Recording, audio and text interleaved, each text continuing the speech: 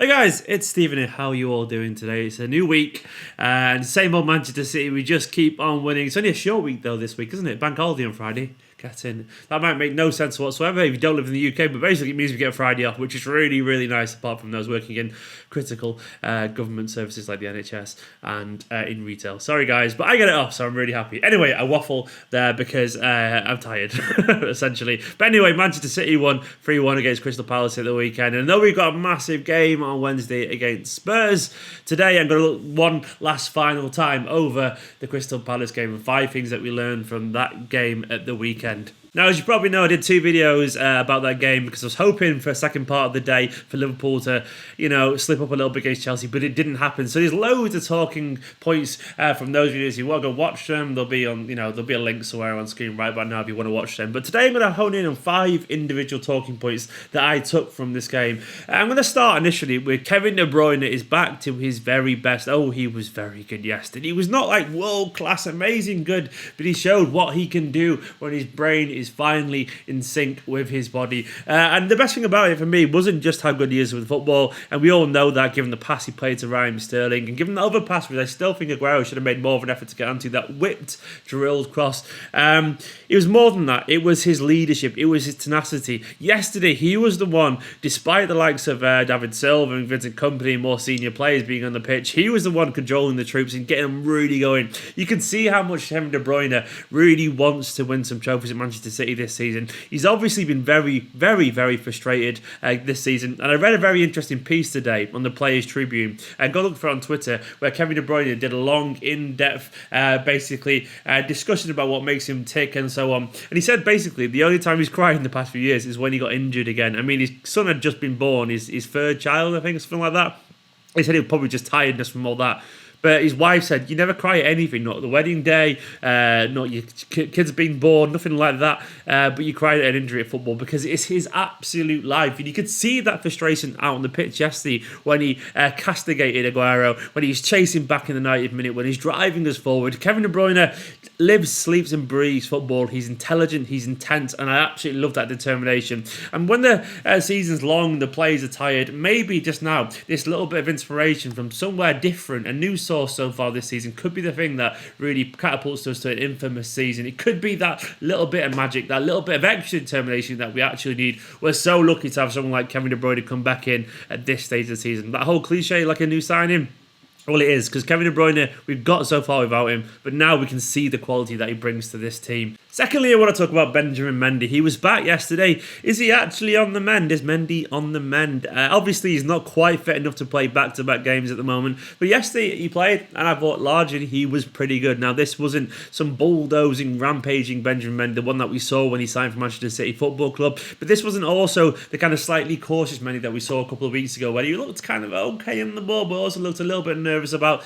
doing anything too testing, put it that way. He was nowhere near as safe as he was last time, and this time we saw some of the returns of those kind of drilled through the line passes that he does. They didn't all come off, but we saw a bit of that. Yes, we didn't really see the attacking kind of forays into the final third, but that could have been because Sane was playing pretty wide out there, and maybe he thought with Sane out there and given this Selhurst Park, maybe he was just following instructions to be a little bit more defensively solid, and that would have made a lot of sense given the context of the game, given our results at Selhurst Park previously. I think in general he was following orders there and maintaining his discipline, and probably trying to prove to Pep that he can actually follow instructions. Given all the criticism headed his way recently, it's probably wise of him to be the perfect team player yesterday, and he was. And the best thing about it, I thought he was defensively solid. He showed obviously that he still has that left foot, even though we've not seen it unlocked yet. And it does take a while for that to come back for players, because it take a while just to get back in sync again.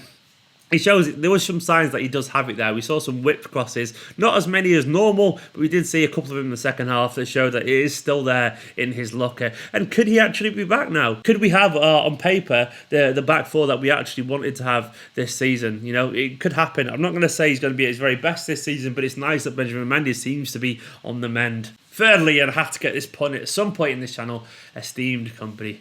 Esteemed Vincent Company. That's where the pun comes from. And if you don't understand, by the way, that's a very English idiom where if you're in esteemed company with a C, it means you're surrounded by greatness. Hence the channel name Esteemed Company. It's a terrible pun, a terrible play on words. But basically, I thought Vincent Company was very good yesterday, hence the use of the pun. It's gone on the radar a little bit because City were largely very competent and composed, very professional, very mature of our display. And as a result, Kompany kind of didn't really get the headlines that maybe his performance deserved, because sometimes when you don't play often, it's very easy to kind of come back and not be quite as sharp as ever. But Vinny has this incredible ability, and I think Guardiola himself has commented on this before, to come in despite not playing much and just be good, just be very good regardless. He's becoming a bit of a special kind of game player for us.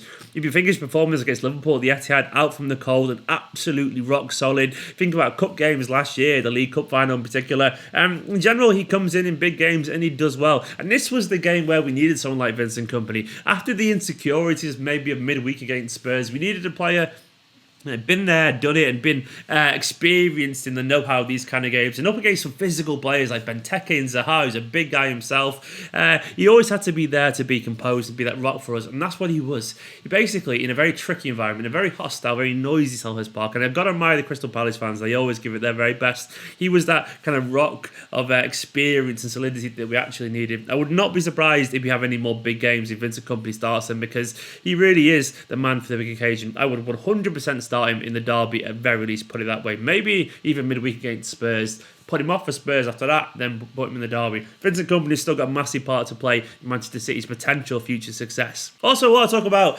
Leroy Sané. Even though he wasn't at his most scintillating best, I thought it was really worth pointing out that there's no one quite like Leroy Sané. Yes, it's been a really weird season for him, in and out of the team, fighting the likes of Sterling and Bernardo and Mahrez, and he hasn't been anywhere near as trusted as last season. Whether you think that's fair or not, you've got to trust the judgment of Pep Guardiola in general. He's brought so much to this club in terms of points, success, excitement and football that I never thought I would see in a blue shirt. I can't really doubt Guardiola's decision making, because look where it's got us. We're basically favourites to win the league, still fingers crossed. Hopefully we won the final of the FA Cup, favourites there. We've won one trophy already this season and we could go far in Champions League, hopefully once again. But either way, we can't really trust Guardiola's judgment. Back to Leroy Sané. It's a shame he hasn't played much more this season, but his record and his goals and assists show that when he does play, he still is a danger. And in general, I thought he did things yesterday that only Leroy Sané can do in our team. Sterling can come close, but no one quite has that change of direction, that jinkiness that Leroy Sané does.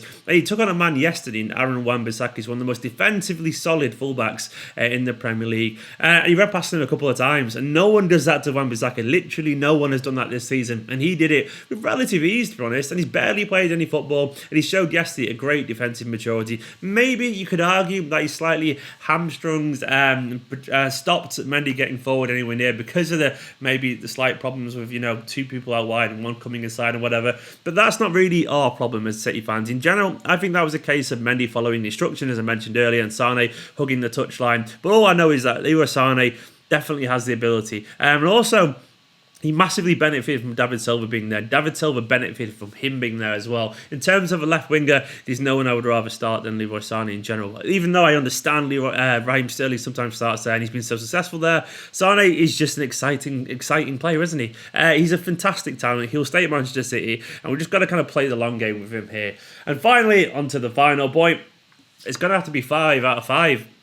We've learned yesterday that there's absolutely no margin for error for Manchester City. It's going to be so hard to retain this title, because we're going to see two teams reaching unprecedented levels of points in a title race. We've raised the bar to an unrealistically high standard. Guardiola yesterday was talking a lot about how many points this team has got and how important and how impressive that is, and people aren't really taking into consideration that in general, if we didn't get another point this season, our points total over the past 2 seasons has still been phenomenal. But the fact that it's like we're probably going to have to get to about 98 points, I think it is, to win the league, shows once again it's just a phenomenal season we're having yet again. Liverpool show no signs of slowing down. They've got 4 games left, as discussed yesterday in the video, and they're probably going to win all of them. Now we've got to go to, obviously we've got Spurs, we've got United, Burnley, Leicester and Brighton, I think it is. Correct me if I'm wrong there. It's something like that anyway.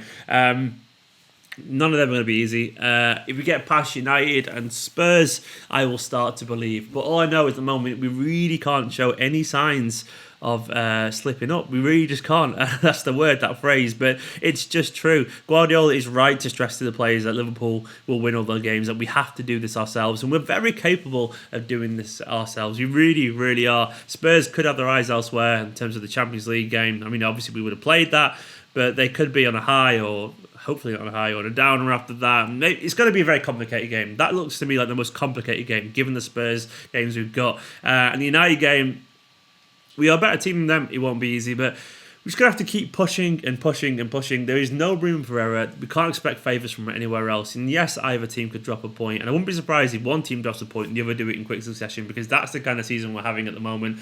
But in general, it looks like we're going to see a historical season either way. Fingers crossed we could be number one come the end of the season. Anyway, guys, that's just 5 things that I learned. If you want to see more Manchester City talk about the Crystal Palace game, I've done 2 more videos that should be either side of me or something like that right about now. Go watch those videos for more talk about yesterday's game. I'll do a preview tomorrow of the Spurs game. Then I'll be going to the Spurs game as well. I'm hoping that's going to be a hell of an atmosphere. I'll see you there if you're going to be there. If you find me, say hello, of course. Anyway, thank you to all these names scrolling down the side. These are my Patreons who hopefully one day will make me be able to create content full-time for all of you guys. If you want to support the channel, patreon.com/Esteemed Company. It isn't much, $3 a month, cup of coffee.